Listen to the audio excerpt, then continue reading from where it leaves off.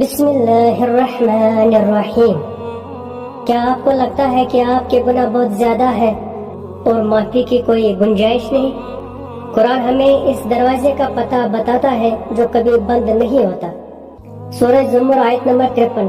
اللہ فرماتا ہے، اللہ کی رحمت سے مایوس نہ ہو، بے شک اللہ تمام گناہوں کو معاف کر دیتا ہے۔ اس کی تفسیر میں مولا علی علیہ السلام فرماتے ہیں کہ سب سے بڑا گناہ اللہ کی رحمت سے مایوس ہونا ہے۔ سچی توبہ صرف زبان سے نہیں بلکہ دل کی شرمندگی اور گناہ کو دوبارہ نہ کرنے کا پکا ارادہ ہے۔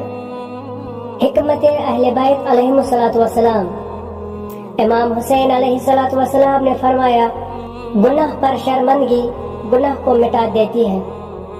اللہ کو وہ گناہگار پسند ہے جو رو کر معافی مانگے، اس عابد سے جو اپنے سجدوں پر غرور کرے۔ توبہ کرنے والا ایسا ہو جاتا ہے جیسے اس نے کبھی گناہ کیا ہی نہ ہو، بس ایک بار پلٹ کر تو دیکھیں، وہ انتظار کر رہا ہے۔